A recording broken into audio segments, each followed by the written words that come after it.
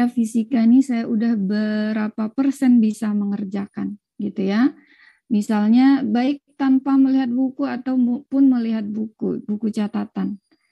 Nah, kalau melihat buku catatan berarti kan rumus tahu nih misalnya. Cara ngitungnya udah cepet belum? Takutnya pindah ruas kanan kiri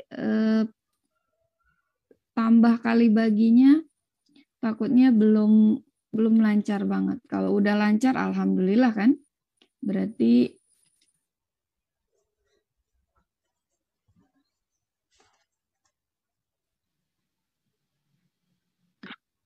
oke. Gitu ya. Jadi dari beberapa kita pertemuan fisika ini kalian uji coba, uji nyali lah ya. Kalian uji nyali dari soal-soal yang udah dikirim, yang Kak Elia kirim USM sebelumnya. Kalian coba kerjain. Kira-kira kalau bab ini saya udah bisa belum ya? Dari yang pernah udah dibahas saya masih ingat nggak caranya gitu ya. Saya udah bisa ngerjain, misalnya kalian mau lingkarin nih, ini udah dikerjain, ini udah. Nah, misalnya ada 10 soal. Dari 10 soal itu saya udah bisa berapa ya ngerjainnya tanpa melihat buku lagi, tanpa ini, oh berarti kalian bisa mengukur kesiapan. Oh misalnya benar 6. Oh saya udah 60% nih dari sini. Atau misalnya benar 8 atau benar semua alhamdulillah misalnya. Oh ya udah berarti kesiapannya menghadapi ujian lebih tinggi. Tapi kalau di bawah 5, nah berarti kalian harus bekerja keras lagi. Apalagi mungkin kemarin yang jarang ikut, cuman lihat pembahasan. Nah nggak apa-apa, lihat pembahasan, lihat recordnya gimana, berapa persen yang bisa kalian kerjakan. Gitu ya. Kalau misalnya udah nih, udah bagus, udah ngerjainnya udah cepet, materinya yang dikasih paham, ketika diubah-ubah dikit, oh bisa kok, oh, berarti bermanfaat ilmunya insya Allah ya. Oke gitu, karena ini pertemuan terakhir dipastikan ya, jadi benar-benar materi yang kita pelajari ini setidaknya bisa diserap dengan baik. Karena kita nggak tahu kan materinya itu apakah sama kayak gini, apakah nanti ada yang berbeda. Kalau sama, nah kita udah punya modal setidaknya. Kalau nggak sama, nah itu berarti kalian harus benar-benar paham betul konsepnya, gitu ya. Kalian kan nggak belajar sekarang aja kan ya, jadi harapannya memang catatan kelas 10, 11-nya tuh, apalagi kelas 12 masih baru, itu dibaca lagi gitu ya. Jadi nggak hanya pas di sekarang aja, ini cuma nambahin. Yang pertemuan kita sekarang, les-les sekarang tuh, cuma nambahin dari yang kemarin. Dari yang kalian belajar pas UTBK itu kan pasti belajar kan. Nah, cuma nambahin aja. Jadi harapannya memang yang les sekarang ini lebih mantap ya. Pemahamannya lebih mantap, terus perhitungannya juga gitu ya. Oke. Dah, kita mulai. Bismillahirrahmanirrahim. Ini pertemuan terakhir ada beberapa soal dari kelas 12 tentang listrik, tentang induksi magnet gitu ya. Seperti biasa, kakak mau sekilas membahas tentang materinya dulu, gitu ya. Kalau nomor 1, nomor 2 ini tentang potensial listrik. Kita lihat ya, potensial listrik itu kalau di bab listrik statis. Listrik statis gitu ya. Di listrik statis itu ada gaya kolom, potensial listrik, medan listrik. Nah, kita bahas yang ada di sini tuh yang pertama gaya dulu deh ya. Gaya listrik atau gaya kolom. Gaya listrik atau F kolom itu kan cara ngingetnya kaki kurata ya. K1, Q2 per R kuadrat. K itu konstanta ketetapan ya. K itu 9 kali 10 pangkat 9. Q-nya muatan, R-nya jarak. Jarak antar dua buah muatan. Misalnya Q1, Q2 berjarak R. Nah, nanti akan mengalami dua, bisa tarik-menarik, bisa tolak-menolak. Gaya itu vektor, ada arahnya. Bisa tarik-menarik, bisa tolak-menolak. Begitu ya. Yang kedua ada medan listrik. Medan listrik itu E lambangnya ya. Kalau ini F, kalau Newton. Kemudian kalau E, Newton per kolom. Karena E medan listrik itu F per Q. Secara pengertian, medan listrik itu medan itu daerah. Daerah yang masih ada pengaruh gaya listrik. Jadi Q di situ ada pengaruh gaya listrik di sini. Nih, di sekitarnya ini namanya medan listrik. Jadi karena di sini masih dipengaruhi oleh gaya listrik, gitu ya. Karena rumusnya F per Q, ya udah berarti kaki Q per R kuadrat bagi Q. Berarti Q-nya tinggal 1 ya. Berarti E itu kaki per R kuadrat.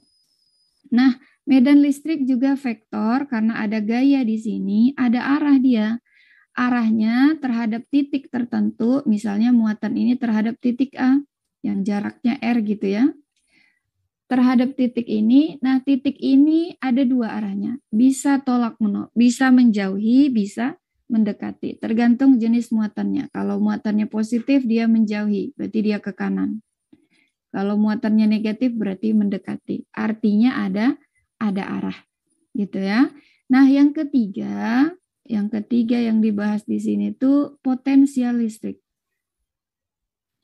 Potensial listrik itu volt ya, V satuannya volt.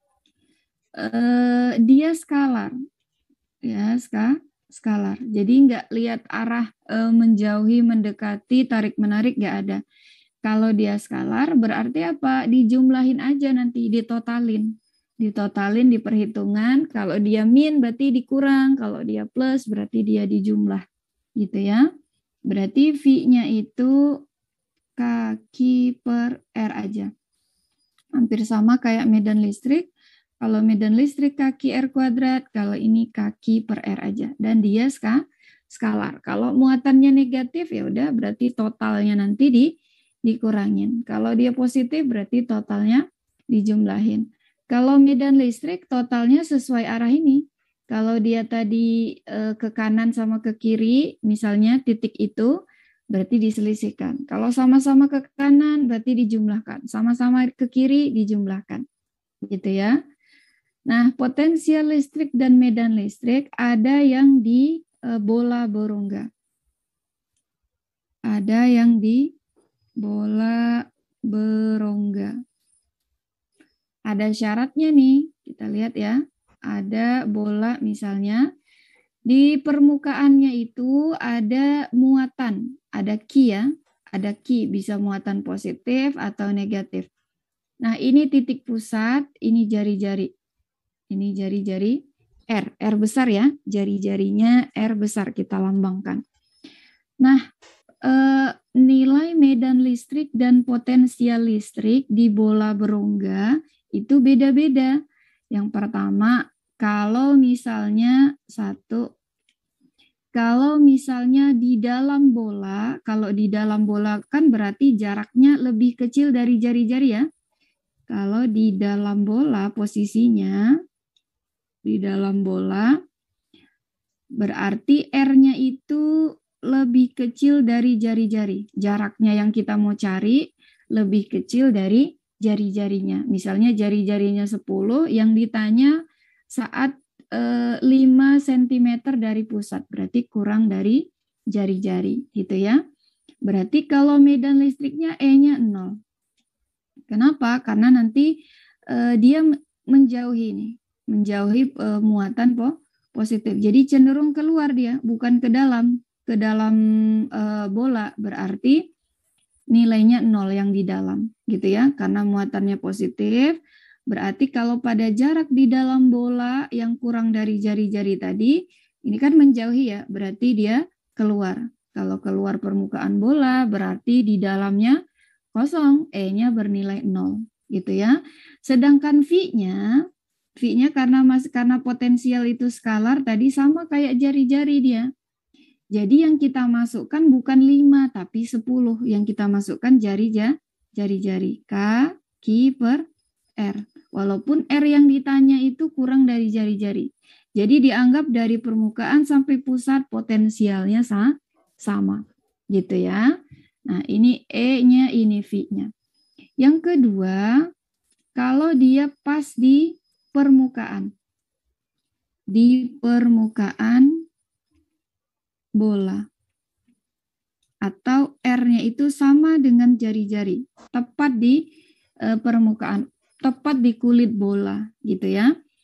E-nya sama V-nya sama pakai R juga. E-nya berarti kaki per R kuadrat. V-nya juga sama. Kaki per R. Pakai jari. Rumusnya masing-masing ya. Rumus E ya rumus E. V-nya rumus V. Kaki per R kuadrat. E-nya, V-nya kaki per R. Jadi di dalam bola sama di permukaan bola potensialnya sama. Gitu ya, pakai yang jari-jari.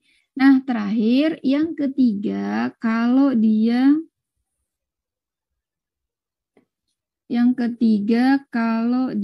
di luar ya, di luar bola. Berarti R-nya lebih besar dari jari-jari. Kalau R-nya lebih besar dari jari-jari, pakai yang R diminta. Misalnya R-nya tadi jari-jarinya misalnya 10 cm. R-nya yang ditanya 15 cm. Oh, berarti yang kita pakai yang 15 karena posisinya di luar bola. Semakin jauh, makin kecil kan? Semakin jauh dari bolanya, makin kecil yang dirasakan E dan V-nya. Medan listrik dan potensial listriknya. Ya udah, berarti sama ya. Kalau E pakai R yang kecil, berarti kaki per R kuadrat. Yang V juga sama pakai R yang diminta. Kaki per R. R-nya berapa? Misalnya 15. Gitu ya. Jadi kalau bola berongga ini tergantung di mana posisinya. Oke, coba kita balik ke soal lagi ya. Lanjut ke soal nomor 1. Jika Q1 2 kali 10 pangkat min 8, Q2-nya min 2,5 kali 10 min 8, jadi yang satunya positif, yang satunya negatif muatannya, maka ditanya potensial listrik total di titik Q. Nah, titik Q nih, kalau kita lihat Q1 di sini, positif tadi ya, positif, yang ini negatif. Kita lihat Q1 ke titik P jaraknya ini, jaraknya udah ada, ini berarti R1-nya, Q2 ini berarti jarak R2-nya, gitu ya. Ya udah, berarti bisa ya dicari, kita totalin, berarti V di titik P sama dengan V1 tambah V2. Atau langsung kurang V2 boleh. Karena Q2-nya bernilai negatif. Boleh ya. Berarti VP-nya sama dengan K1 per R1 tambah K min Q2 per R2. Karena R-nya sama, K-nya sama, ini ketetapan ya. Sama, berarti habis ya. VP-nya berarti 0 kan? Ini kan K-nya sama tuh, ketetapan.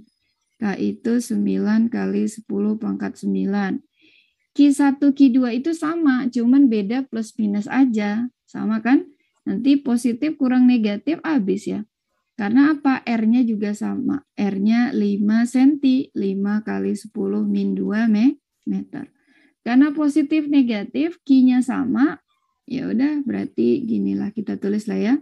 9 kali 10 pangkat 9 kali 2,5 10 min 8 bagi R1-nya 5 kali 10 min 2 dikurang plus sama min jadi min ya. 9 kali 10 pangkat 9 kali minnya udah pindah ke depan berarti 2,5 10 min 8 bagi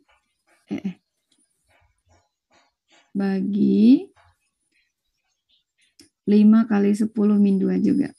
Udah, berarti V total di P-nya 0. Berarti yang A. Gitu ya. Nah, berarti nomor 1 yang A, tentang potensial listrik. Jadi kalau misalnya tadi plus, berarti dijumlahin. Kenapa? Karena dia skalar. Kalau skalar itu tergantung muatannya. Kalau plus minus, oh berarti diselisihkan. Kalau plus plus dijumlahin. Kalau minus minus dijumlahin kan, tapi dia minus, berkurang kan. Oke, nomor 1 gimana, bisa dipahami? Kalau bisa lanjut berarti ya. Lanjut ke nomor 2. Nah, nomor 2-nya bola tadi ya. Nomor 2 sama nomor 3 ini sama nih. Kalian boleh kerjakan nanti yang nomor 3-nya ya. Coba kakak mau bahas yang nomor 2-nya. Nomor 2, sebuah bola konduktor berongga dengan jari-jari 4 cm. Oke, 4 cm ya.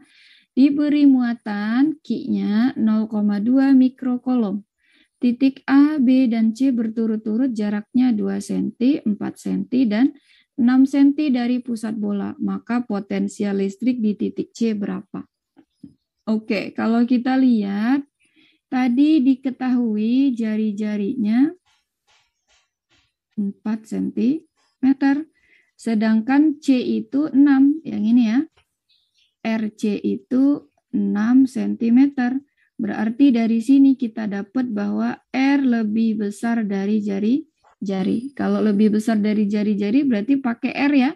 Kalau sama berarti pakai R jari-jari, kalau kurang tetap pakai R jari-jari. Karena ditanya potensial listrik.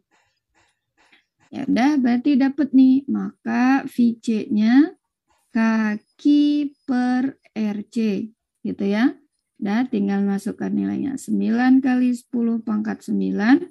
Q-nya tadi 0,2 mikro. Mikro itu 10 min 6 ya. 0,2 kali 10 min 6 dibagi RC-nya itu masih senti. 6 senti berarti 6, 10 min 2. Nah, berarti 2 sama 6 bisa coret ya. Coret 3. Kemudian apa nih? Ini aja lah. Min 2 sama min 6 sisa min 4. 2 sama 6 sisa 3. 9 bagi 3 di 3. 0-nya sama 4 jadi 5. 5 sama 9 sisa 4 ya. Betul? 0-nya sisa 4. 9 bagi 3, 3. 0-nya ada 4. Positif ya. Berarti ini apa? Volt. 3 kali 10 pangkat 4 berarti 30.000. Oke ya. Kalau VA berarti 0 ya. VA sama VB sama ya. Karena dia potensial listrik tadi apa? Kurang dari atau sama dengan jari-jari itu sama kayak jari-jarinya. Q per R-nya. Berarti dicari pakai yang 4. Bisa ini nanti dicoba buat latihan. Gitu ya. Oke, gimana? Nomor 2 bisa dipahami?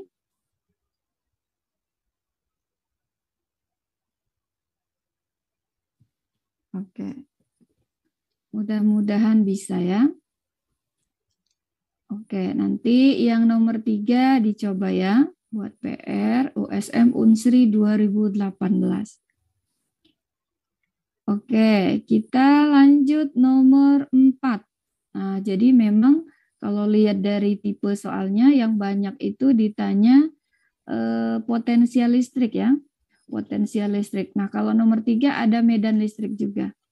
Ditanya kuat medan listrik harusnya ini ya. Bukan kuat medan magnet ya.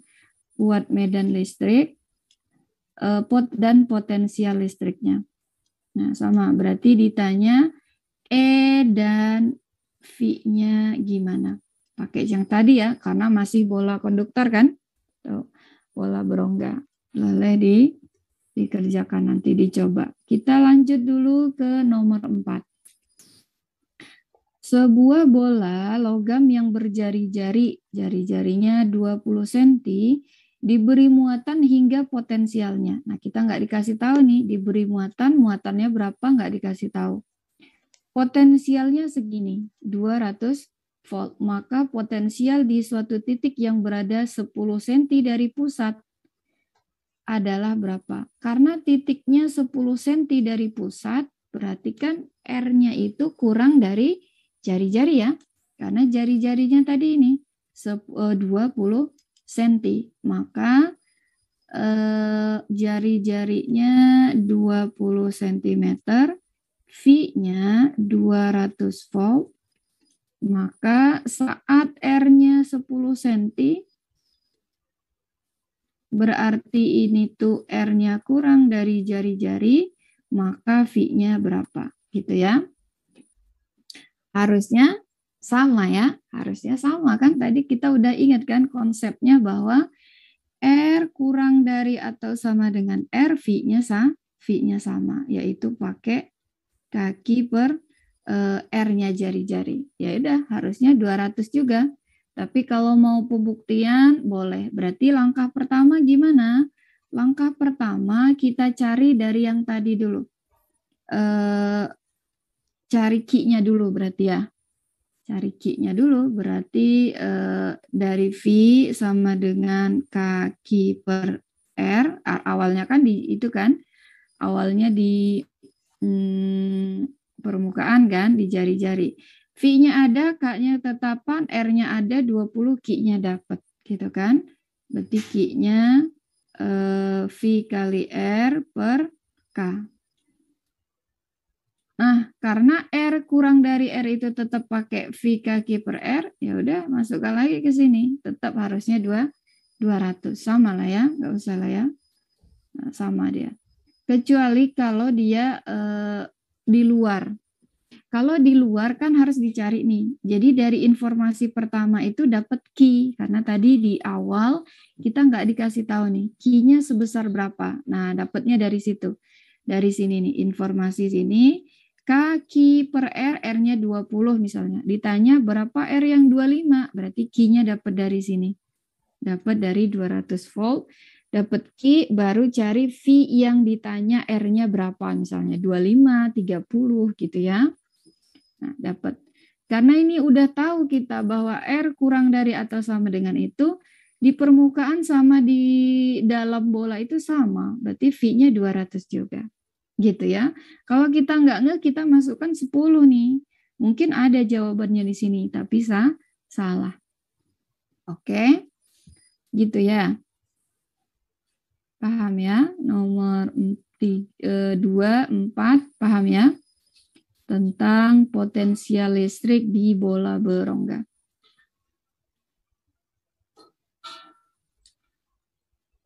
Lanjut ke nomor 5 berarti. Kita lihat potensial di suatu titik yang berjarak R dari muatan Q adalah 600. Nah, ini nggak dikasih tahu nih. R-nya berapa, Q-nya berapa, nggak dikasih tahu. Kita lihat ya. Potensialnya berarti diketahui V-nya 600 volt. Kuat medan listrik di titik tersebut, kuat medan listrik berarti E. E-nya 400 Newton per kolom. Jika K-nya 9 kali 10 pangkat 9 Newton meter persegi per kolom kuadrat, maka besar Q-nya tadi berapa? Nah, sebenarnya kita cari dari V ini dapat Q per R juga boleh. Berarti nanti atau ke E boleh. Jadi dari dua persamaan ini ya. Dari dua persamaan ini dapat. Tapi kita lihat dulu hubungannya. Hubungannya ada nih. Kita lihat dari rumusnya. V itu kaki per R. Sedangkan E itu kaki per R kuadrat. Nah, kaki per R ini kalau misalnya diuraikan jadi kaki per R kali R kuadrat, ini tuh V-nya. Gitu ya. Berarti hubungannya apa? E itu sama dengan V per R. Nah, ini hubungan keduanya. Kalau kita lihat dari rumusnya. rumus masing-masing potensial listrik dan medan listrik.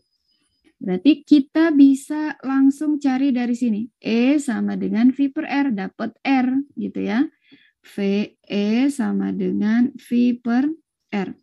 Atau R-nya nanti V per E. Pindah ruas ya. V per E berarti V-nya tadi 600. E-nya 400. Coret-coret 3 per 2 ya. 3 per 2 meter. Kenapa? Karena SI ini. Newton meter persegi, jadi kalau ada jarak meter dia ketemu, ternyata jarak R-nya tadi adalah 3 per 2 meter atau 1,5.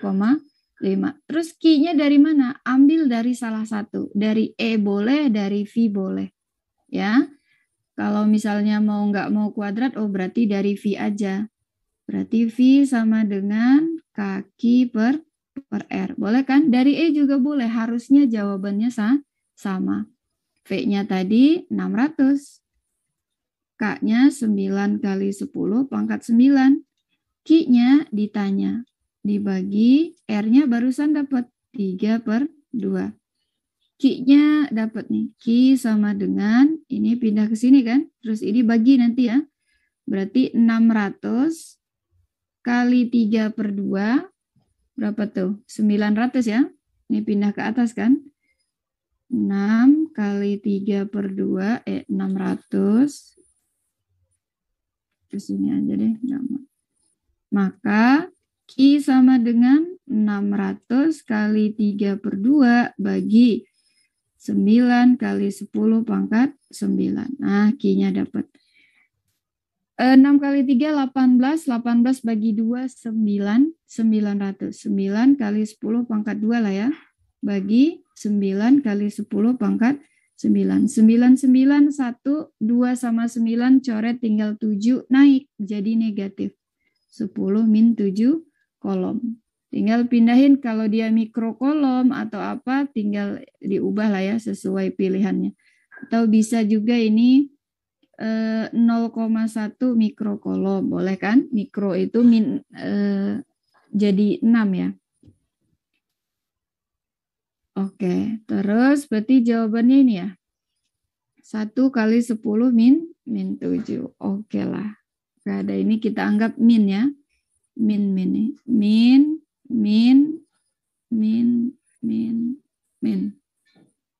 Gitu kan?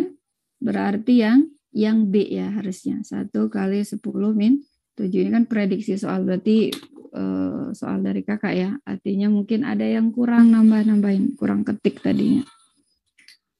Oke, dari soal ini gimana? Bisa dipahami? Tugasnya baru 1 soal ya, nomor 3. Oke lah. Jadi harapannya dari 5 soal tugasnya 1 bisa lah ya dikerjain. Oke, ada yang mau ditanyain dulu? Kalau nggak ada, kita lanjut berarti ke soal berikutnya, USM Unsri 2017. Nah, ini tentang, masih ada beda potensial atau potensial listrik ya, sama aja ya. Oke, berarti kita ke sini dulu. Nah, kita lanjut ke materinya. Tadi kita udah bahas gaya listrik, medan listrik, potensial listrik, dan potensial listrik, medan listrik di bola berongga atau bola konduktor. Boleh ya? Sama aja. Nah, sekarang kita bahas usaha. Ada usaha. Jadi usaha itu emang di beberapa bab ada ya. Usaha tuh ada nih. Usaha sama dengan kalau di bab ini kan kemarin masih ingat gak? Usaha itu bisa sama dengan delta EK atau bisa sama dengan delta EP ya. Kenapa sama? Karena dia sama-sama joule. Kalau sama-sama joule berarti dimensinya sama. Walaupun rumusnya beda-beda nih. Delta EK itu setengah MV kuadrat. Delta EP itu macam-macam ya. Bisa kalau pegas setengah KY kuadrat. Kalau ketinggian berarti MGH. Nah, di bab ini juga ada namanya energi potensial listrik atau sama dengan usahanya. Jadi cari usaha bisa pakai delta EP-nya. Delta EP itu di bab ini tuh potensial energi potensial listrik. Nah, EP-nya hampir sama rumusnya kayak gaya Lorentz tapi nggak pakai kuadrat, dia skalar ya. Jadi rumusnya K1 Q2 per R. Berarti kalau kita lihat dari rumus V ada hubungannya. Ada kaki per R itu V kan? Berarti EP itu nanti bisa Q dikali V. Muatan dikali potensial. Satuannya apa nanti? Joule. Atau kolom per volt lah, boleh lah ya. Q-nya kan muatan, biasanya ada yang elektron. Ada juga yang elektron volt, boleh. Satuannya ada yang elektron volt, di mana elektron ini muatan elektron, E-nya itu 1,6 kali 10 pangkat min 19 kolom. Ini kan juga sering dipakai ya. Nah, jadi tergantung nanti satuannya apakah dalam joule. Kalau dalam joule, E-nya diganti 1,6 kali 10 pangkat min 19. Tapi kalau mau elektron volt boleh. Ya. Nah, berarti yang tadi, coba kita lihat ya. Nomor 6. Ion positif dengan massa 1000 kali massa elektron. Nah, berarti di sini muatannya muatan elektron. Berarti E-nya makanya ini. Ininya tuh 1,6 kali 10 pangkat min 19. Gitu ya. Coba kita lihat. Diketahui masanya 1000 kali massa elektron. M sama dengan 1000 massa elektron atau Q elektron lah, sama aja ya. M-nya elektron massa tetap massa ya. Kalau muatan 10 kali, muatan Q ya. Q-nya 10 kali Q elektron. Nah, dipercepat dengan beda potensial. Beda potensial tuh perubahan gini ya. 80 volt. Bila ion itu mula-mula rehat, maka energi kinetik ion tersebut setelah melewati beda potensial di atas bernilai sekitar berapa. Nah, kalau kita lihat di sini, kilo elektron volt. Jadi di sini tuh kalau kilo elektron volt itu bisa usaha tadi ya, W sama dengan Q dikali delta V. Q-nya itu ya muatan elektron. Q-nya ini 10 Q elektron dikali, jadi masanya nggak dipakai ya, informasi aja berarti. Q-nya 10 kali Q elektron dikali delta V-nya 80 volt. Jadi dimasukkan di situ. Makanya di sini elektron volt satuannya, karena Q-nya tetap diganti Q elektronnya E. Muatan elektron tadi kan yang 1,6 ya, tapi ternyata dia nggak minta joule. Q elektron itu sama kayak EV ya.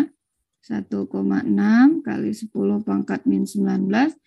Berarti dia 10 dikali E gitu ya, kali 80 volt.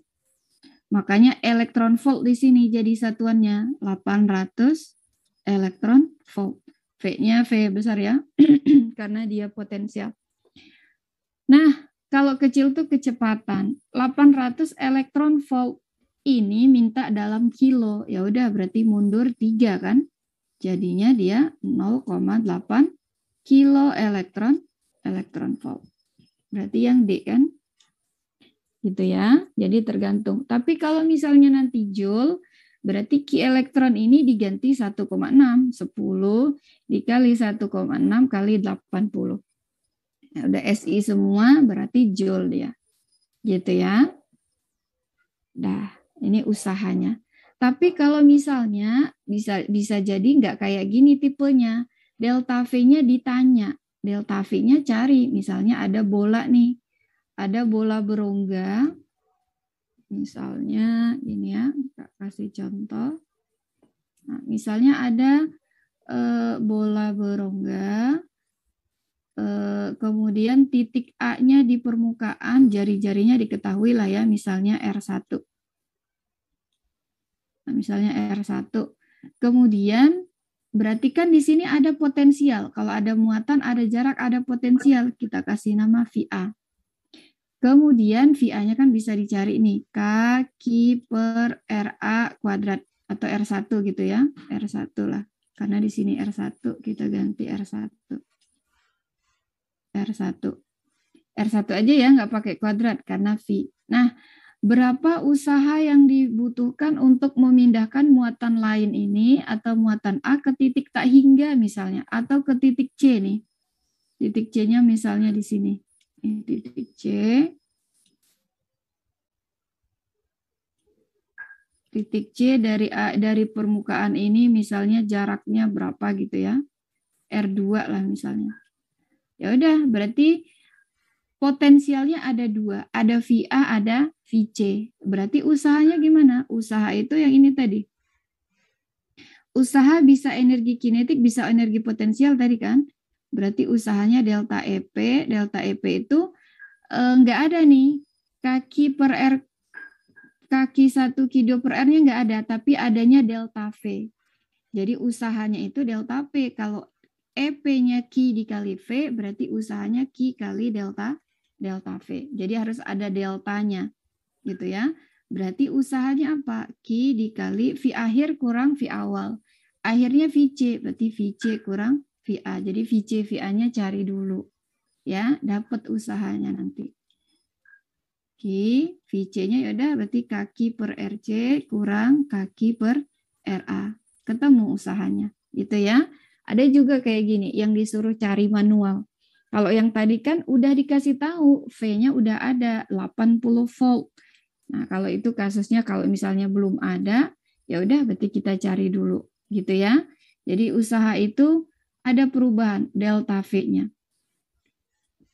Oke ya, ini USM 2017. Nah, oke, dah bisa ya dipahami nomor 6. Ada pertanyaan dulu, boleh silakan. Suara saya jelas kan?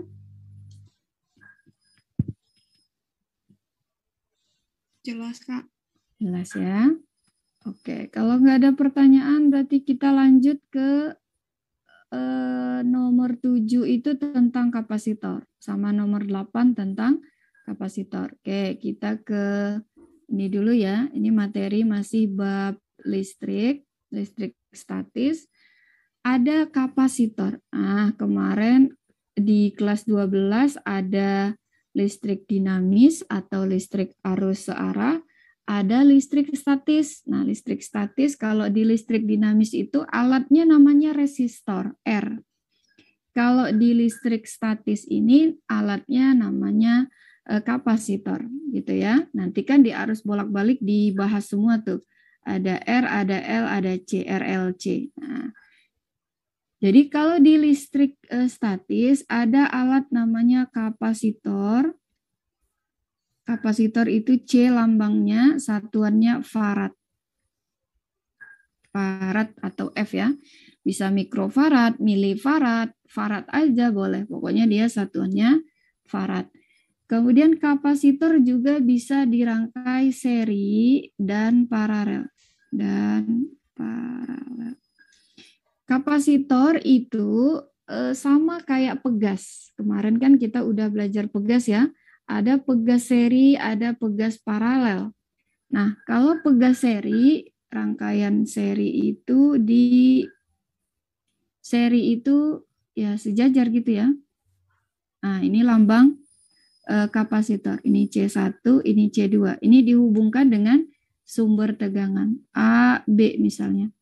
Berarti nanti cara serinya diseperkan ya. Cara serinya seper C seri itu seper C1 tambah seper C2 tambah seterusnya. Kalau misalnya banyak lebih dari 2. Atau kalau cuma 2 kemarin nggak perlu dibalik. Kalau ini kan perlu dibalik ya. Ada yang nggak perlu dibalik. Caranya gimana? C seri itu C kali dibagi C jumlah ya. Nah, ini kalau cuma 2. Kalau 3 kayaknya harus kayak gini. Gitu ya. Yang pertama kita serikan. Yang kedua, yang ketiga konsepnya apa? Konsepnya seri itu apa yang sama? Kalau di listrik searah, listrik dinamis, resistor itu yang sama itu arus, I-nya sama. Nah, tapi kalau di seri sini Q-nya sama. Muatan sama, Q1 sama Q2. Jadi penting kita tahu konsep yang sama apa, yang beda apa, tahu nih. Harus tahu supaya pas rangkaiannya gabungan antara seri dan paralel, kita tahu nih kalau seri oh berarti Q-nya yang sama. Jangan ketukar. Kalau paralel V-nya yang sama. Gitu ya. Kemudian Q-nya sama, V-nya beda nih. Tergantung kapasitor itu fungsinya menyimpan muatan ya. Jadi kalau semakin banyak, semakin besar C-nya, semakin banyak muatan yang tersimpan gitu. Nah, ini yang seri. Yang kedua paralel ya. Yang kedua dia paralel. Jadi hampir sama kayak pegas ya. Kalau paralel itu justru dijumlahkan. Jadi bedanya paralel itu apa? Ada titik percabangan. Ini C1, ini C2. Berarti C paralelnya dijumlahkan. C1 tambah C2 dan seterusnya. Kalau dia ada lebih dari 2. Yang sama apa? Yang sama tegangannya. V1 sama dengan V2. Sama dengan apa? Sama dengan V total, V sumber. Ini juga sama dengan apa? Sama dengan Q total. Gitu ya. Nah, rumus di kapasitor itu apa? Yang pertama yang harus diingat itu Q sama dengan C kali V. Q itu muatan, C itu kapasitor, V-nya tegangan. Nah, ini ya. Dia tinggal dibolak-balik. Kalau di listrik arus searah kan hukum Ohm yang harus kita ingat. V sama dengan I kali R. R-nya kalau masih seri diserikan dulu. Kalau masih paralel diparalelkan dulu. Tinggal ketemu nanti. Nah ini juga sama. C-nya kalau seri diserikan dulu. Kalau paralel diparalelkan dulu. V-nya misalnya dihubungkan dengan sumber tegangan berapa volt. Berarti Q-nya dapat. Kalau seri Q-nya sama. Kalau paralel V-nya yang sama. Gitu ya. Nah, selain ini biasanya lanjutannya apa yang dicari? Usahanya atau energinya? Usaha atau energi kapasitor. Nah, sebenarnya rumus yang harus diingat 2 ini aja. W sama dengan, atau E boleh sama aja ya. Setengah CV kuadrat. Setengah CV kuadrat. Nah, tapi nanti tergantung. Di soal itu energi apa yang ditanya? Apakah C sama V atau justru Q yang kita butuhkan. Tinggal diubah-ubah aja nanti. Yang ini ya. Tinggal diubah-ubah aja. Jadi yang kalian ingat 2 ini aja. Q sama dengan C kali V. Energinya itu setengah CV kuadrat. Nah, tadi gimana kalau misalnya nggak ada C, nggak ada V, tinggal ganti aja dari sini. Coba kita lihat ya. Q itu kan C kali V, berarti kalau kita lihat C itu Q per V. Nah, kalau misalnya C-nya nggak dibutuhkan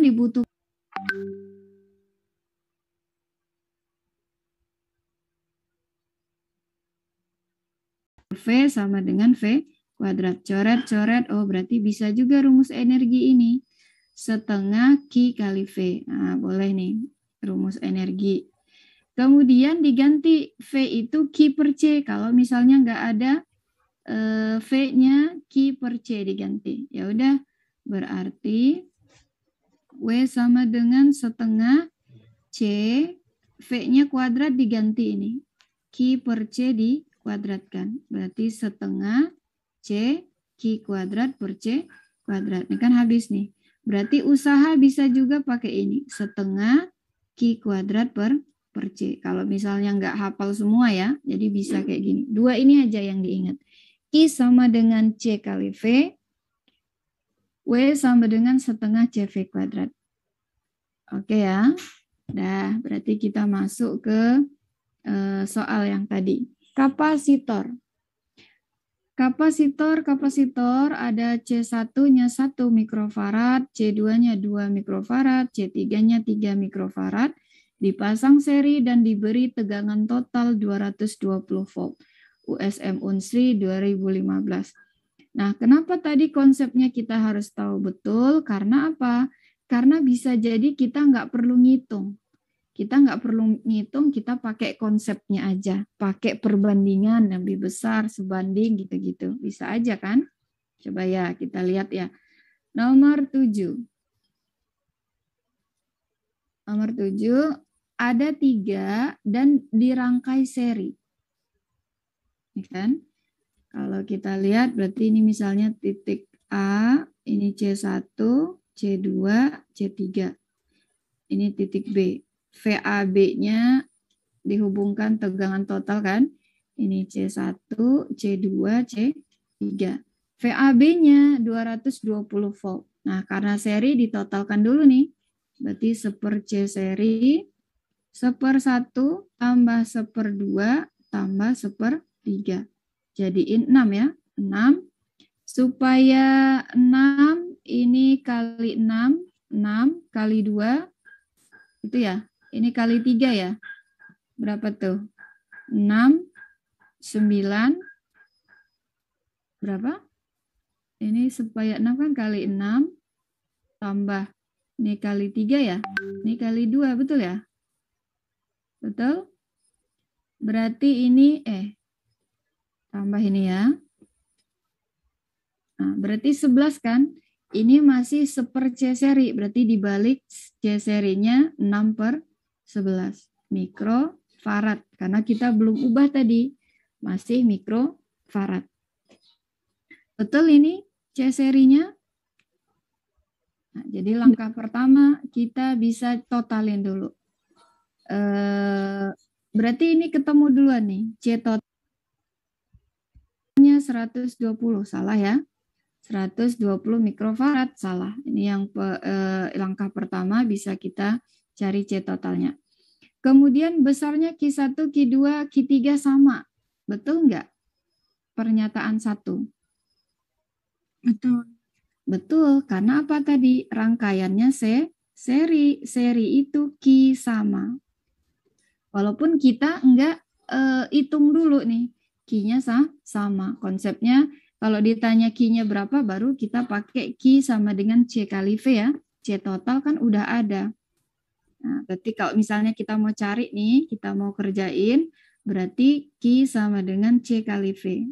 Q total berarti C-nya tadi 6/11 dikali 220 volt. Dapat Q totalnya nih. 220 bagi 11 kan 20 ya. Berarti ini 120 mikrokolom. Bukan, oh ini tuh salah ya, yang C total. Kalau Q total baru benar nih, Q totalnya segini. Karena Q seri sama, berarti Q1 sama dengan Q2 sama dengan Q3. Berapa? 120 mikrokolom. Nah, ini pernyataan 1 gini. Kemudian C1 mempunyai energi terbanyak. C1 mempunyai energi terbanyak. Sebenarnya kita nggak ngitung nggak apa-apa. Caranya gimana? Lihat di energi tadi. Energi tadi kalau kita lihat kan rangkaiannya seri nih. Kalau seri kan Q sama ya.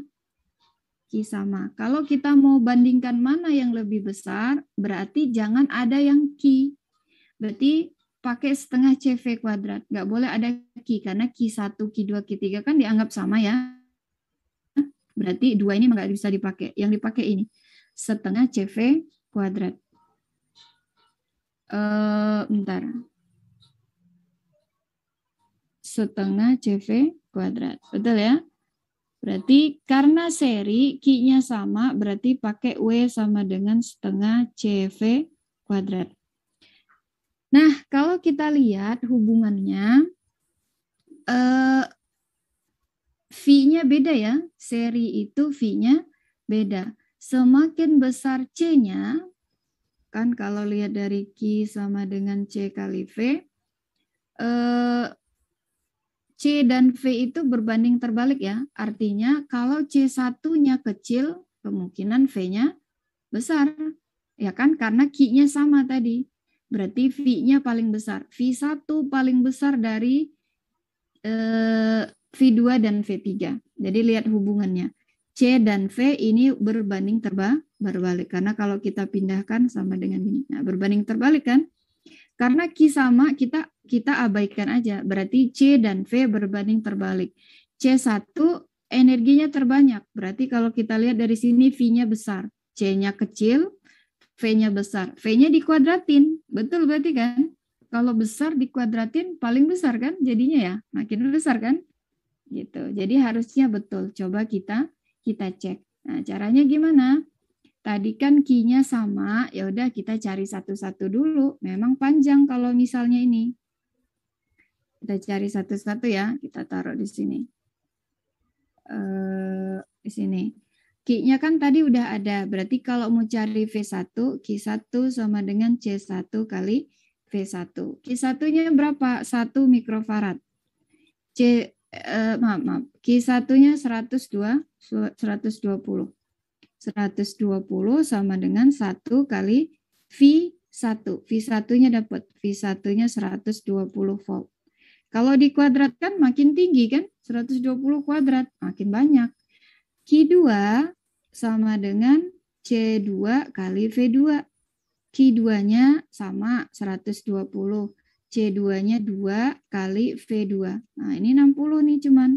60 volt. Q3 juga sama. Q3, C3 kali V3. Jadi kalau kita konsepnya tadi nggak tahu, mana yang sama, mana yang berbanding lurus, berbanding terbalik, kita ngitung panjang nih. Gitu ya. Ini 120, C3-nya tadi 3, ini sama-sama mikro ya, makanya udah enggak diubah ya, udah sama-sama mikro dicoret berarti. Berarti V3-nya 40. Nah, kalau kita cari masing-masing, kan kita tahu dia energi terbanyak atau terkecil, kan kita bandingkan dari ketiganya ya. Nah, kita bandingkan, berarti W1-nya setengah, C1-nya 1 kali V kuadrat, 120 kuadrat. Nah, banyak kan? 120 kali bagi 2, 6. 12 kali 6, 72 ya. 72 lah, sekitar 72 kali 10 pangkat min 6 joule, gitu kan? Nah, kalau ini juga sama, W2-nya setengah kali C2. C2-nya 2 kali 60 kuadrat. Nah, coret-coret W2-nya 36 kan? Nah, ini masih W1 terbanyak nih. W3, energi yang ketiga juga sama nih. Setengah C3 kali V3 kuadrat. Setengah kali 3 kali 40 kuadrat. 16 bagi 2, 8. 8 kali 3, 24 kan? Nah, berarti tetap omega W1-nya terbesar. Betul. Sama kayak gini tadi kan. Jadi C dan V, V-nya V1 paling besar. Kenapa? Karena C-nya paling kecil. C1 paling kecil, maka V1-nya paling besar. Kalau dari rumus V-nya dikuadratin, makin besar berarti kan? Maka W1-nya lebih besar daripada W2 dan W3. Jadi nggak perlu kita ngitung, sebenarnya udah dapat. Nah, ini pembuktiannya ternyata benar.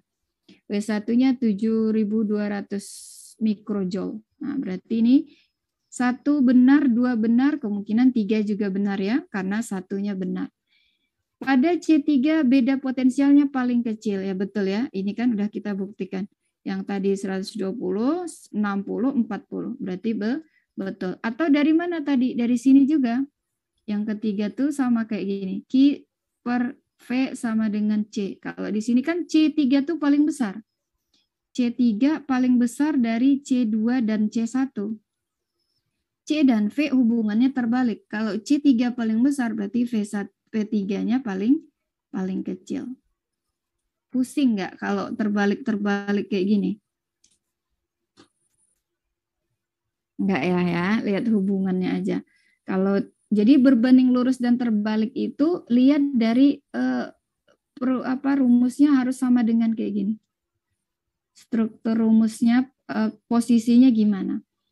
C dan V itu berbanding terbalik. Kalau C dan Q ini berbanding lurus. Kalau ini besar, besar juga. Karena C di soal paling C3 paling besar, berarti V-nya harusnya paling kecil. Makanya pada C3 beda potensialnya paling kecil, berarti benar. 1, 2, 3 benar, berarti A ya. Nah, gitu ya. Jadi sebenarnya kalau kita tahu konsepnya kayak gini nih, nggak perlu kita hitung lagi. Nah, tahu konsep ini harus tahu betul hubungan kayak gini tadi. Berbanding lurus, sebanding, berbanding terbalik. Nah, itu gimana? Gitu ya, harus paham. Oke. Paham nomor 7 bisa dipahami dari yang kakak jelaskan ini? Bisa, Kak. Bisa ya. Nah, nanti coba kalian prediksi yang soal nomor 8. Nah, kalau ini kayaknya nggak tahu ya, bisa ngitung juga, bisa enggak. Nomor 1, kalau kita lihat kan C1 sama C2 seri, sama C3-nya paralel. Kenapa? Karena ada titik percabangan di sini. Kemudian sumbernya 180 volt. Kemudian manakah pernyataan yang benar? Kapasitansi pengganti itu C total ya. C totalnya berapa? Benar nggak 58/9? Muatan pada C3. C3 itu paralel sama C1 sama C1 dan C2. Berarti nanti kebagi. Ingat kalau paralel V-nya sama. V paralel, V seri 1, 2 sama 3 sama V-nya. Karena rangkaian terakhirnya paralel. Ya kan? Jadi nanti karena rangkaian terakhirnya paralel, C1 dan C2 diserikan jadinya kayak gini kan? Kebayang nggak? Ini V-nya. Kan ini kalau kita serikan jadi gini kan? Jadi 1 kan? Udah jadi 1, kemudian ini C3. Ini C seri 1, 2, ini C3. C seri dan C3 ini paralel, berarti nanti diparalelkan. C seri ditambah C3. Dijumlahkan kalau paralel ya. Nah, berarti dapatlah ini pernyataan pertama. Benar gak segitu? Kemudian pernyataan kedua, Q-nya. Karena paralel, Q itu kan beda. Yang sama V-nya. Nah, berarti nanti V total atau V sumber sama dengan V di C seri sama dengan V di C3. Karena konsep paralel itu sama. Sama dengan apa? Sama dengan sumber, yaitu 180. Berarti Q3-nya bisa dicari. Pakai Q CV. Q sama dengan C kali V. Gitu ya. Berarti kalau Q3 pakai C3. Kebayang ya? Energi listrik yang tersimpan di C2 sama kayak tadi. Karena yang ditanya C, apa yang sama nih? C2 sama C1 seri V-nya beda ya. C paralel boleh cari dulu berarti. Boleh cari Q total dulu. Nah, bolehlah kalian coba dulu nanti. Pakai W bisa setengah CV kuadrat. Boleh W sama dengan berapa tadi ya? Setengah QV.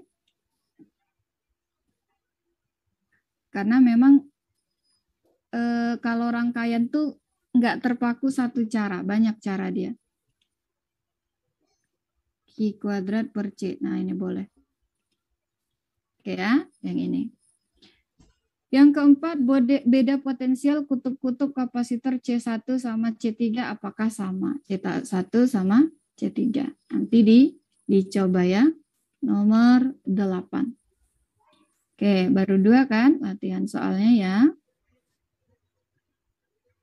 Nah, berarti kita lanjut ke nomor 9 ini tentang medan magnet. Kalau tadi tentang medan listrik, sekarang kita pindah ke medan magnet. Kemarin udah sempat bahas juga sedikit ya, medan magnet. Kita lihat. Medan magnet itu ada beberapa. medan magnet itu lambangnya B, satuannya Tesla. Tesla atau T ya, nah, T besar. Medan magnet ada beberapa. Satu, kalau di kawat lurus panjang, B-nya itu mu 0I per 2πa. Jadi ingat, kalau dia lurus jadi 2pi, melingkar medannya. Misal, ini kawat lurus nih, arusnya ke atas. Titik yang mau dilihat di sini misalnya, titik A lah. Jaraknya A kecil. A itu jarak ya. Oh, berarti jangan titik A deh. Titik P misalnya, yang sering itu kan titik P ya. Nah, ini misalnya titik P. Berarti B di titik P gini, mu 0I arusnya berapa? Jadi karena melingkar, kalian pasti udah sering belajar yang medan magnet arah-arah ya. Yang arahnya masuk bidang, keluar bidang. Nah, kalau ini pakai aturan tangan kanan. Jempol kita ke atas, titiknya di sini. Berarti dia keluar bidang. Ke situ. Ke situ. Nah, makanya karena putaran berarti per 2πa. A-nya jarak tadi, jarak kawat ke titiknya. Gitu ya. Kemudian yang kedua, ada kawat melingkar. Kalau kawat melingkar dibalik. Kawat melingkar itu B di titik pusatnya mu 0I dikali N per 2 kali A. Nah, kalau kawatnya melingkar, ini titik P-nya, misalnya ke sana tuh, kalau searah jarum jam berarti kan masuk bidang. Kalau berlawanan jarum jam berarti keluar bidang. Berarti titik pusat nih masuk bidang. Kalau ini tadi keluar dot ya, kalau cross itu kan masuk bidang. Nah, pas di titik P dia masuk bidang. Arusnya searah jarum jam. N itu apa? N itu bagian dari kawat. Ada kawat yang N kalau ini 1. Ada kawat yang setengah lingkaran. Nah, ini titik P-nya. Harus lewat nih. Nah, pas di titik pusat kawatnya melingkar. Berapa nih? N-nya setengah berarti. Setengah. Ini N-nya berarti 1. A-nya berarti jari-jari. A-nya itu jari-jari. A itu jarak kawat ke titik yang dicari. Kalau titiknya di titik pusat, berarti kawat ke titik pusatnya jari-jari, gitu kan? Nah, ada lagi yang ketiga, karena kita nggak tahu yang keluar bakal yang mana gitu ya. Yang ketiga ada solenoida.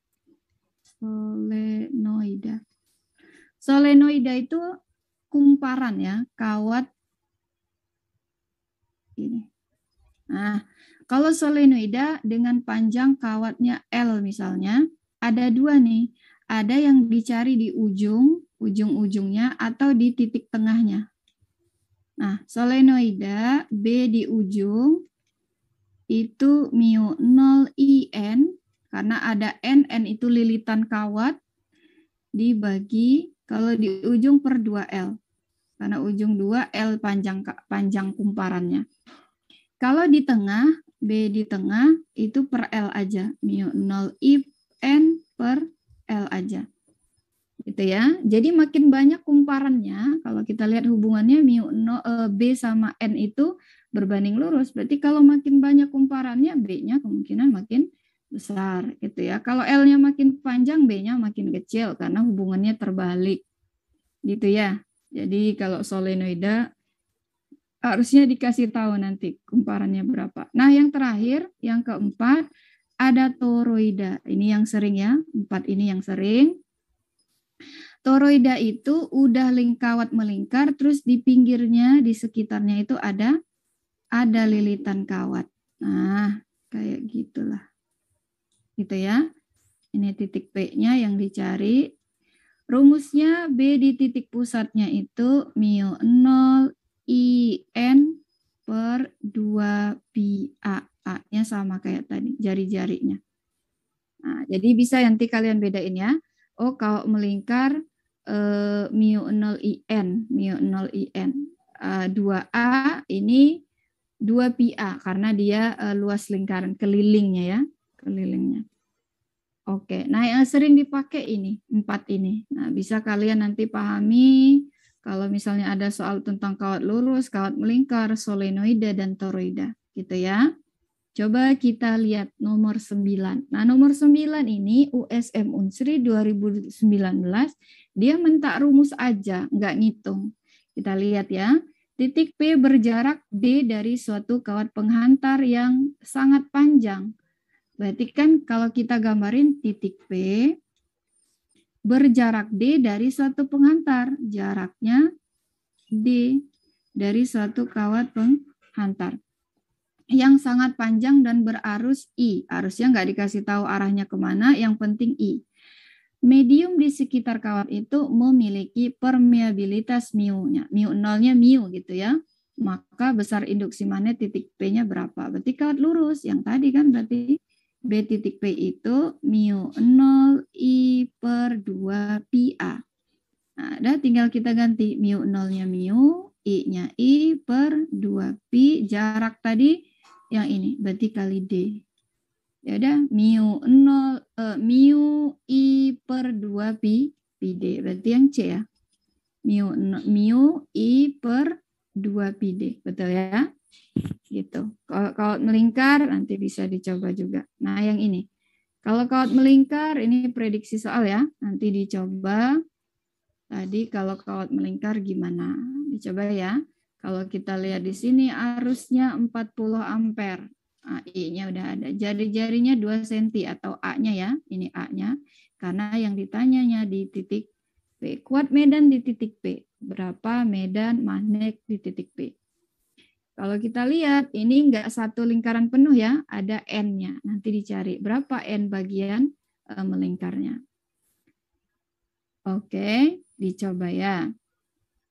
Udah, lanjut ya. Paham ini ya? Kita lanjut dulu ke nomor 11. Nah, nomor 11 sama nih. Induksi magnet di suatu titik yang berada di tengah-tengah sumbu solenoida. Tengah-tengah tadi ada ya. Hubungannya gimana? Permeabilitas itu mu ya. Nah, nanti bisa nih kalian coba juga. Coba juga ya. Berarti nomor 10 tentang kawat melingkar, nomor 11-nya tentang solenoida. Solenoida tadi ada 2. Solenoida ada 2, di ujung atau di tengah. Yang ditanya di tengah, berarti yang ini nanti. Yang ini ya, yang keluar, yang ini. Nah, ternyata rumusnya itu bisa aja dalam bentuk esai gini, bisa jadi pilihan ganda gitu ya. Kalau ini kan pilihan yang 1, 2, 3A, 1, 3B gitu-gitu ya. Nah, bentuknya bisa macam-macam. Oke, USM 2017 nanti bisa dicoba tentang solenoida. Dah, lanjut dulu kita ke nomor 12 tentang gaya gerak listrik. Ini tentang apa ya? Oh, tentang flux. Oke. Kalau ini tentang medan magnet, bab medan magnet, selanjutnya kita ke bab induksi elektromagnetik. Ada ya? Ada bab induksi magnet, ada bab induksi kelas 12 juga ya, elektromagnetik. Induksi elektromagnetik. Induksi elektromagnetik itu yang mana ya? Dia berhubungan satu dengan hukum Faraday ya, hukum Faraday. Hukum Faraday. Nah, jadi induksi magnet itu kebalikan dari magnet, dari kuat medan magnet. Kalau kuat medan magnet kan kita cari B-nya nih. Kalau kawat lurus B-nya gimana, kalau kawat melingkar B-nya gimana, solenoida, toroida B-nya kita cari tahu. Nah, kalau ini kebalikan.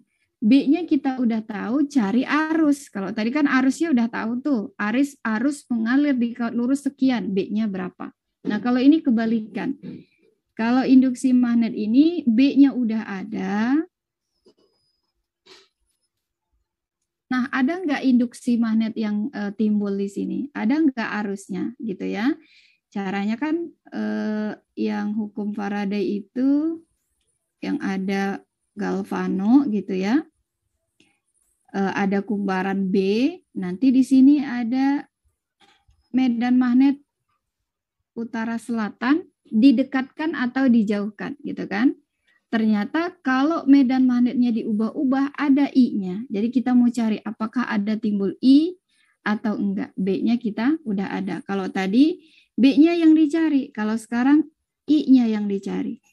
Dengan catatan B-nya udah ada. Berapa B-nya gitu ya. Arahnya kemana. Nah ini nanti dibuka lagi. Jadi tentang pertama kita bahas tentang flux magnet. Flux magnet.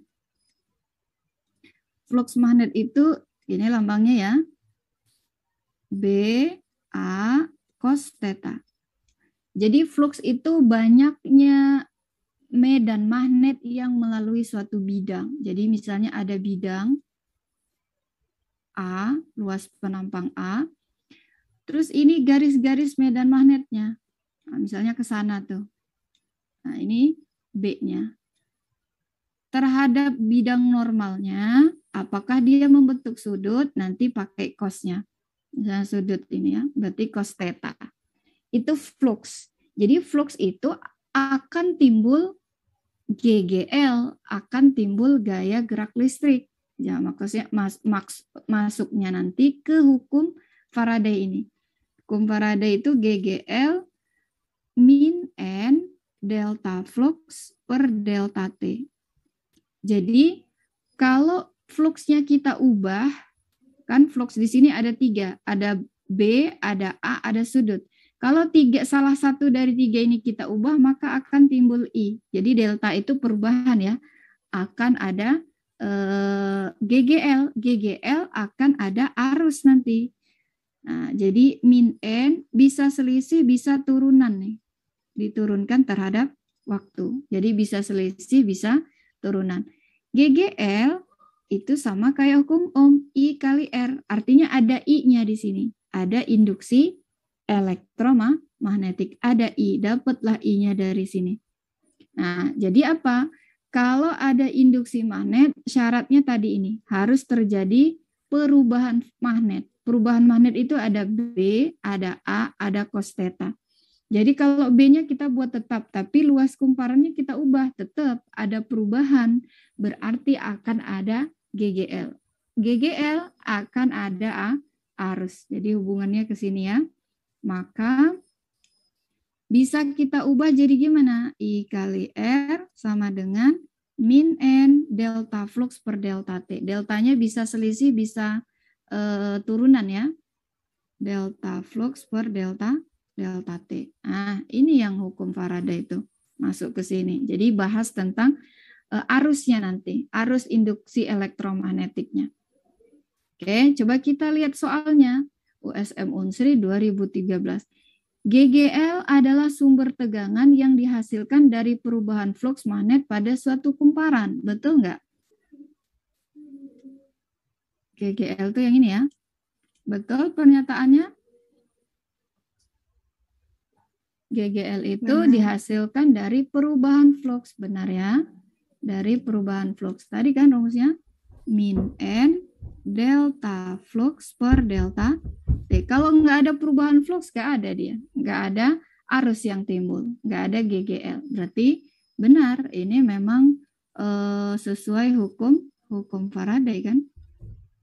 Betul ya? Sebab GGL dalam sebuah rangkaian berbanding terbalik dengan jumlah lilitan. GGL berbanding terbalik dengan jumlah lilitan. Betul nggak? Salah ya, karena di sini E sama N berbanding lurus. Berbanding lurus karena udah sama dipisahkan sama dengan E sama N-nya sama-sama di atas. Berarti GGL-nya harusnya sebanding dengan jumlah lilitan. Jumlah lilitan itu N-nya, banyaknya kumparan. Berarti salah. Benar, salah. Apa tuh? C. Oke. C ya, benar, salah, C. Nah, ini masuk ke hukum Faraday. Nah, ini perhitungannya. Nah, perhitungannya kira-kira kalian bisa nggak ya? Coba deh kakak kasih clue dulu ya. Sebuah cincin. Kalau sebuah cincin itu kumparannya ada berapa? 1 ya. N-nya 1. Memiliki hambatan R-nya 6 ohm. Melingkupi flux magnet yang berubah terhadap waktu. Nah, dia persamaan, berarti nanti diturunkan.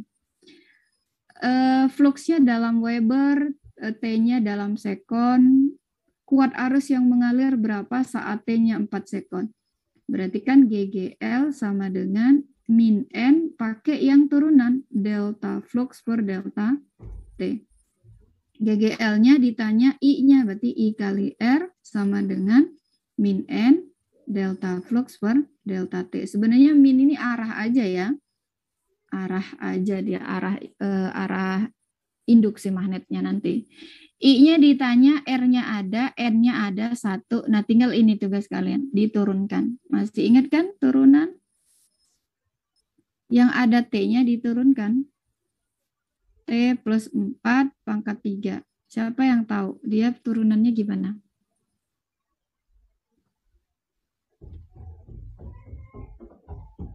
Gimana?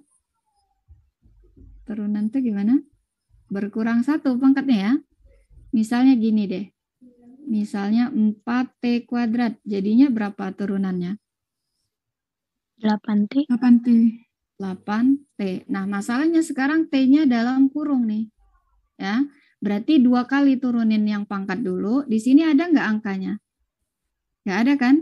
Berarti kan ini kan 2 kali 4. Di sini nggak ada nih. Berarti 3 kali 1. 3 T plus 4 pangkatnya berkurang jadi 2. Nah, sekarang dalam kurung baru diselesaikan. Tadi kan ini T aja, nggak dalam kurung. Ini dalam kurung T-nya T plus 4. Diturunkan. T diturunkan jadi 1 ya. Ya kan? 4 nggak ada T-nya, nggak bisa. Diturunkan berarti 0. Ya udah, berarti ini turunnya. 3 kali 1 berarti 3 T plus 4 kuadrat. T-nya yang diminta 4, masukkan 4 nanti ketemu arusnya. Dicoba ya. Oke. Dah, sekarang kita ke nomor 14. Nah, USM Unsri 2016. Hasil pengukuran tegangan bolak-balik voltmeter selalu lebih rendah dari tegangan maksimumnya. Oke, kita bahas lah ya sebentar. Jadi ini udah masuk bab arus bolak-balik. Ada listrik arus searah, ada listrik dinamis, ada bolak-balik, arus bolak-balik. Arus bolak-balik. Atau RLC ya. RLC. Nah, bahas yang ini. Arus bolak-balik itu yang pertama dia ada V minimum, maksimum, V efektif. Jadi yang pertama V efektif itu arus yang apa nih? Yang pertama ada V efektif namanya. V efektif itu tegangan yang terbaca, tegangan yang terukur. Terukur atau terbaca lah ya. Kalau arusnya namanya arus efektif. Sama, arus yang terbaca atau terukur. Ini yang terukur di mana? Jadi kan PLN itu, dia kan tegangan bolak-balik. Bolak-balik itu, ya bolak-balik ya, naik turun gitu. Jadi nggak stabil. Kalau yang di PLN itu, biasanya kan tegangannya udah pasti, 220 volt. Nah ini sebenarnya udah yang terukur, ini V efektifnya. Karena V minimum maksimumnya itu plus minus 220 akar 2 volt. Kalau maksimum berarti plus 220 akar 2, minimumnya min 220 akar 2 volt. Nah, jadi yang terbaca cuman ini, 220 volt. Berarti dari mana? Berarti hubungannya nanti V efektif itu V maksimum bagi akar 2 kan? 220 akar 2 bagi akar 2, ya 220, berarti V efektif yang terukur. Arus juga sama, I efektif itu I maksimum bagi akar 2. Kalau I maksimum nggak ada ya, cari dulu pakai VI kali Z. Nah, jadi kalau ada V efektif, I efektif, berarti kalau rangkaian total kan Z ya, impedansi kan. Atau kalau hambatannya R aja, I efektif kali R. Kalau L kali XL, gitu kan. Nah, Z itu impedansi, hambatan total. impedansi. Sebenarnya Z gini ya. Z itu hambatan total. Rangkaiannya kan R, L, C. R itu udah ohm. L itu masih Henry, berarti diubah ke ohm. Gimana caranya? XL. Omega kali L. C itu kapasitor, farad. Gimana caranya supaya ohm? XC. Rumusnya apa? 1/, omega C, gitu kan? Ini baru ohm, ini juga ohm.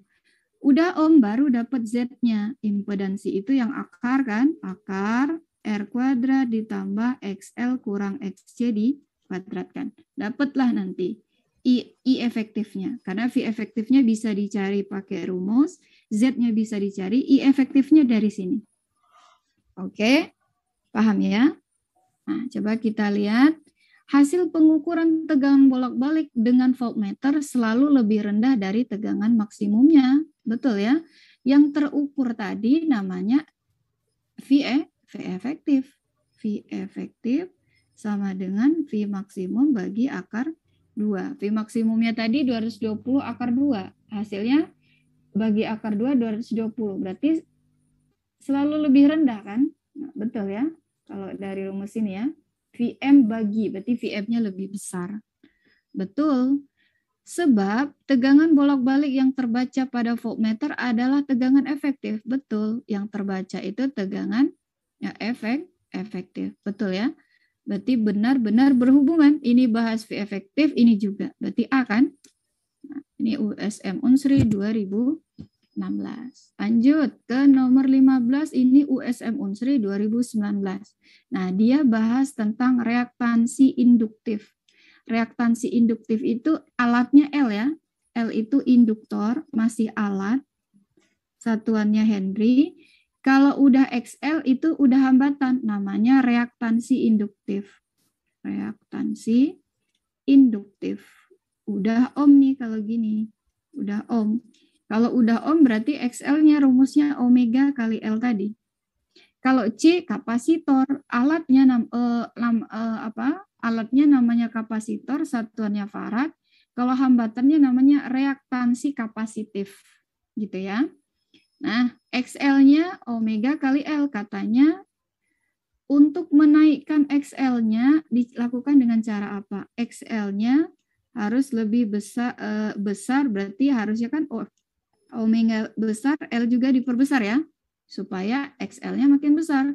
Kenapa? XL sama omega lurus, XL sama L juga lurus. Jadi harus diperbesar semua supaya XL-nya besar. Tapi pilihannya cuman kuat arus, tegangan maksimum, kuat arus, frekuensi. Nah, berarti yang frekuensi kan? Kenapa? Karena di sini yang secara langsung itu dengan frekuensi. Dari mana? Omega. Omega itu 2pi. F-nya frekuensi kan. Kalau F-nya besar, maka XL-nya juga besar. Gitu ya. Oke, nomor 15 bisa ya dipahami. Lanjut ke USM Unsri 2018. Nah, ini ya. Saya jelasin di sini aja. Jadi ada beberapa yang memang kita bahas. Yang pertama, ada di radiasi benda hitam itu kan banyak ilmuwan yang bahas radiasi benda hitam. Salah satunya ini tuh apa? Oke, yang pertama ada teori Wien. Teori Wien itu bahas yang apa rumus teori Wien? Bentar, saya lupa. Ada teori Wien, kemudian yang kedua, nah kita lihat dulu deh. Energi foton ya. Kita lihat. Jumlah minimum foton panjang gelombang berarti lambda nih. Kalau jumlah itu N berarti ya. Banyaknya foton berarti N nanti. N kecil. Jumlah foton per detik berarti N per T-nya. Untuk menimbulkan rangsangan visual pada mata normal adalah 100. Berarti N per T-nya adalah 100. Panjang gelombangnya 555 nanometer. Jika besaran ini dinyatakan dalam watt, maka besarnya berapa? Watt itu daya kan? Dayanya berapa? Nah, berarti kita balik lagi ke rumus daya. Kemarin kita udah belajar ya, daya itu usaha bagi waktu. Itu rumus asalnya. Tinggal usahanya nanti apa? Usahanya ke EP, EK, apa F kali S, apa ke kalor, boleh kan? Yang penting satuannya Joule. Oke, daya usaha bagi waktu. Nah, hubungannya yang ke sini apa? Ini masuk ke energi foton ya. Energi foton itu, ada yang masih ingat rumusnya? EF sama dengan bisa NHC per lambda, kalau ada lambda, atau NHF. Nah, H itu tetapan Planck yang 6,6 kali 10 pangkat 34 ya, yang itu ya. Min 34, nah yang ini 6,6, oh ada ini, ada ya. Dayanya berapa? Berarti usahanya itu dari sini, energi. Kenapa energi itu Joule? Maka dayanya sama dengan energi foton dibagi waktu. Energi fotonnya kita uraikan. NHC per lambda dibagi waktu. Berarti kan lambdanya turun ya. Daya sama dengan NHC per T kali lambda. Tadi N per T-nya udah ada, berarti ini udah ada nih. Nah, ya udah, berarti 100. H-nya 6,6 kali 10 min 34. C-nya udah ketetapan 3 kali 10 pangkat 8 bagi T-nya waktu tiap detik 1, berarti lambdanya 5 kali 10 min 9. Nah, boleh kalian cari nanti ya, dayanya berapa. Berapa watt. Tinggal di hitung. Kemudian lanjut ke USM Unsri 2019 juga tentang efek fotolistrik. Jadi efek fotolistrik itu ada beberapa syaratnya. Jadi efek fotolistrik itu saya jelasin di sini deh. Jadi syarat terjadinya efek fotolistrik. Ini juga sering kayaknya ya. Efek fotolistrik. Efek fotolistrik itu ada bahan. Jadi kita tuh tujuannya mau menembakkan energi foton ke suatu bahan. Bahan ini nggak sembarang ya, ada energinya, namanya energi ambang W0. Energi bahan itu ada energi ambang, namanya W0 atau E0, boleh sama aja ya. Nah, energi yang ditembakkan dengan panjang gelombang tertentu atau frekuensi tertentu sehingga elektron yang di bahan ini terhambur keluar dengan kecepatan V nanti. Kalau dengan kecepatan V berarti ada energi kinetiknya. Nah, hubungannya gimana? Ada syaratnya. Kalau energi fotonnya lebih besar dari energi ambang, berarti terjadi efek fotolistrik. Efek fotolistriknya terjadi. Artinya apa? Kalau EF itu kan tadi EF apa? NHC ya. NHC per lambda atau NHF. NHF. E sama F lurus, E sama lambda terbalik. Berarti apa? F-nya harus lebih besar dari F0, lambdanya harus lebih kecil dari lambda 0. Supaya apa? Syarat terjadinya efek fotolistrik. Oke. Kalau EF-nya lebih besar berarti terjadi EK. EK itu rumusnya kurangin aja. EK itu EF kurang W0. Sama kayak di energi fisika kuantum yang relativitas ya. Energi kinetik itu energi total dikurang energi diam kan? Nah, sama, hampir sama. Yang kedua, kalau EF-nya sama dengan W0, ini terjadi efek fotolistrik tapi elektronnya tidak terkeluar. EK-nya 0. Ini terjadi efek fotolistrik. Tapi apa? Elektronnya tidak keluar. Tidak keluar ke permukaan. Kalau ini udah jelas efek fotolistrik berarti ada elektron yang terhambur karena ada energi kinetik. Itu ya. Yang terakhir, yang ketiga, kalau EF-nya lebih kecil berarti apa? Tidak terjadi efek fotolistrik. Nggak mampu dia mengeluarkan elektronnya kan? Berarti tidak terjadi efek fotolistrik. Gitu ya. Jadi dari sini nih. Jadi kita lihat dulu. Pernyataan yang benar tentang efek fotolistrik. Elektron dapat keluar dari logam saat permukaan logam disinari gelombang elektromagnetik. Betul ya, harusnya memang gelombang elektromagnetik ya. Tapi kan nggak semua gelombang elektromagnetik ya. Ini kayaknya kurang lengkap nih. Kenapa salah? Karena ada syarat elektron itu keluar kalau energi fotonnya lebih besar walaupun dia gelombang elektromagnetik. Tapi kalau EF-nya lebih kecil kan nggak mungkin ya. Nggak akan terjadi efek fotolistrik. Nggak akan, elektronnya nggak akan keluar dari permukaan gitu. Jadi ini kurang tepat, salah. Fungsi kerja untuk setiap logam selalu sama. Fungsi kerja tadi W0 ya. Enggak kan? Enggak selalu sama. Bisa berubah-ubah dia. Tergantung energinya berapa. Oh, bentar. Setiap logam. Sama-sama logam ya. Enggak selalu ya. Enggak selalu nih. Lepas tidaknya elektron dari logam ditentukan dengan frekuensi cahaya yang datang. Nah, betul nih. Elektronnya akan terlepas kalau frekuensinya tadi besar kan? Frekuensinya besar dari frekuensi ambang. Ini bakal terlepas elektronnya dari bahan. Ini betul nih. Nah, makanya ini tadi ambigu. Kalau cuman kayak gini harusnya salah kan? Kalau syaratnya harus gelombang elektromagnetik bukan gelombang mekanik, baru benar nih. Ya, syarat awal memang harus gelombang elektromagnetik, nggak boleh gelombang mekanik, nggak bisa kan? Harus frekuensinya tuh tinggi gitu. Nah, ini masih ambigu. Makanya kalau 3 benar kan harusnya 1 juga benar ya. Nah, ini mungkin umum nih.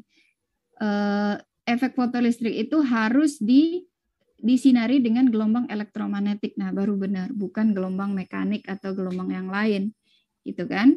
Makanya ini ambigu ya. Tinggal kita lihat ternyata 3 benar, berarti kita anggap ini umum. Harus gelombang elektromagnetik, berarti betul. Kemudian elektron yang keluar dari permukaan logam dipengaruhi medan magnet. Enggak ya, dia tidak dibelokkan. Gelombang elektromagnetik itu kan tidak dibelokkan oleh medan magnet dan medan listrik. Jadi kemungkinan 1-3 ini. Tapi ini dengan catatan yang tadi. 1-3 B ya. Nah, gitu. Ini sebenarnya udah pernah dibahas ya. Kalau kalian yang buru-buru boleh silakan live. Kalau yang masih ini nggak apa-apa, kita teruskan sebentar ya. Sebenarnya ini udah pernah nih dibahas di gelombang pertama. Kita lihat ya. 17. Jika suhu benda dinaikkan, maka panjang gelombang menghasilkan intensitas pada pancar maksimum bergeser pada semakin kecil. Ini yang teori Wien tadi ya. Rumusnya itu kan lambda maksimum kali suhu sama dengan konstanta Wien. Konstanta Wien itu udah ketetapan. 2,89 kali 10 pangkat min 3 kalau nggak salah. Nah, kalau kita lihat hubungannya di sini, lambda sama T itu berbanding terbalik. Berbanding terbalik. Artinya, suhunya dinaikkan berarti lambdanya harus bergeser ke semakin kecil. Betul ya? Betul nih. Lambdanya bergeser ke semakin kecil kalau suhunya dinaikkan. Karena memang ini, dia berbanding terbalik. Betul. Panjang gelombang pada intensitas maksimum berbanding lurus dengan suhu. Enggak kan? Panjang gelombang pada intensitas maksimum, dia berbanding lurus pada suhunya. Bentar, pada intensitas maksimum ya. Ini intensitas, ini lambda nih. Jadi kan dia, gitu kan. Kalian boleh cek lagi nanti kan. Makin kecil nih. Ini suhunya tinggi, ini makin kecil. Jadi suhunya makin turun ketika panjang gelombangnya bergeser ke semakin besar. Katanya panjang gelombang di intensitas maksimum berarti ini makin tinggi ya. Berbanding lurus dengan suhunya. Oh, suhunya makin tinggi, betul ya. Jadi suhunya tinggi ketika intensitas di maksimum. Panjang gelombang berbanding lurus dengan suhu. Oh, enggak, salah nih. Salah ya, sama kayak gini ya. Berbanding terbalik. Salah, benar C tadi ya. Salah, benar C kan? Iya, Kak. Oke, lanjut. Ini masuk ke sinar beta. Nah, beta itu kan sebenarnya kalian masih ingat yang apa tuh? Ini Ini A, ini Z ya. A itu kan nomor massa, Z itu nomor atom. Di mana Z itu sama dengan proton ya. Kalau neutron itu diselisihkan A kurang Z. Kalau beta itu kan kalau di sini nggak ada ya. Beta itu kan ada plus minus ya. Kalau ini berarti kita anggap plus aja nih, karena nggak ada. Kalau min dia kasih. Misalnya. Biasanya dia di sini Z-nya -1, atasnya 0. Beta tuh ya. Nah, berarti kalau kita lihat di sini Z-nya -1. N-nya berarti 0 dikurang -1, berarti -1. Z itu tadi jumlah protonnya. Jumlah neutron dalam inti bertambah. Neutron itu N ya? Enggak, kalau kita lihat sini -1. Salah. Jumlah elektron bertambah. Elektron itu lihat ke jenisnya nanti. Jumlah proton bertambah, enggak. P-nya -1. Jumlah elektron berkurang. Jumlah neutron tidak bertambah. Neutron berkurang ya? Salah. Nah, berarti lihat ini. Kalau elektron, nah jadi beta itu kan ada dua nih. Ada plus sama ada minus. Kalau dia plus, dia kekurangan elektron. Kalau plus, dia ketambahan elektron. Nah, karena di sini nggak ada tanda, kita anggap plus. Kalau plus berarti elektronnya berkurang. Berarti yang D.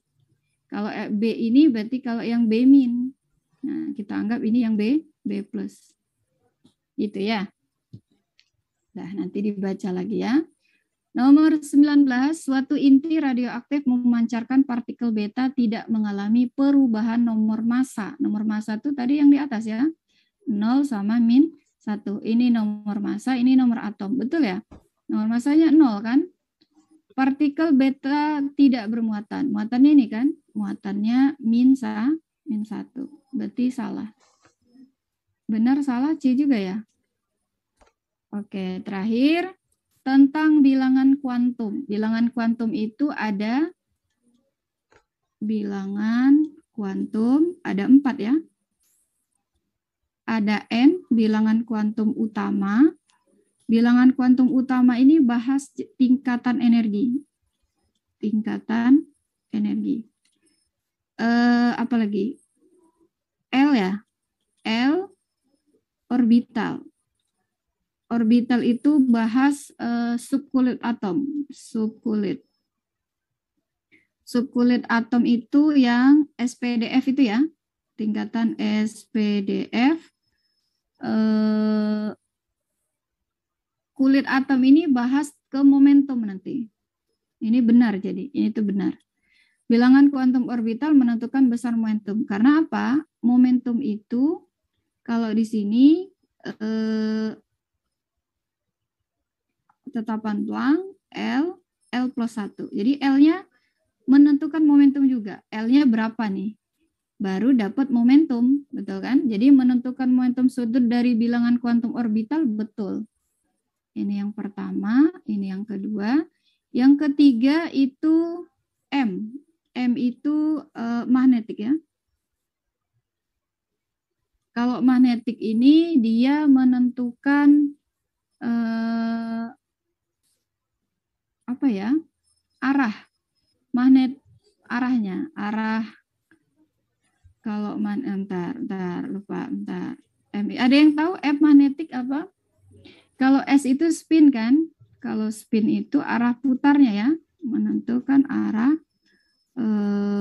poros dan putarannya. Spinnya misalnya apakah dia ke atas ke bawah yang gini kan? Nah, ini arah poros dan putarannya. Apakah searah jarum jam? Kalau magnet itu apa ya? Magnetik itu menentukan Yang 0, 1, -1 tuh lupa. Apa sih? Apa tuh? SPDF-nya ya? Atau apa? Ya adalah ya. Yang -1 yang mana ya? Oh iya, magnet kutub berarti ya. Arahnya ya. Ya udahlah. Nanti saya coba cek lagi. Kalau kita lihat di sini berarti nomor 20 tuh benar ya. Kalau yang sebabnya rotasi suatu elektron terhadap porosnya sendiri ditunjukkan oleh bilangan kuantum. Nah ini benar, cuman bilangan kuantum apa? Bilangan kuantum kan ada 4 ini. utama, orbital, magnetik, dan spin. Kalau rotasi pada porosnya tadi ini kan, spin harusnya ya. Jadi sebenarnya kalau dibilang kurang pas, ini kurang pas. Harus apa dulu nih? Kalau spin baru benar. Ya, berarti kita anggap nih salah. Kalau cuman bilangan kuantum, salah kan? Bilangan kuantum yang mana nih? Gitu. Berarti benar salah C juga ya. Oke lah. Nah, nanti sisanya dibaca ya, dibaca lagi teori-teori yang kayak gini ya, karena di 2000 berapa 18 ini 18 semua ya. 18 19 ada beberapa yang teori-teori kayak gitu kan, dia nggak ngitung. Jadi konsepnya kita harus tahu betul kalau teori. Misalnya kayak hubungannya berbanding luruskah, berbanding terbalikkah atau gimana gitu ya. Oke, mungkin gitu aja. Nanti insya Allah kakak kirim pembahasannya. Terima kasih atas perhatian.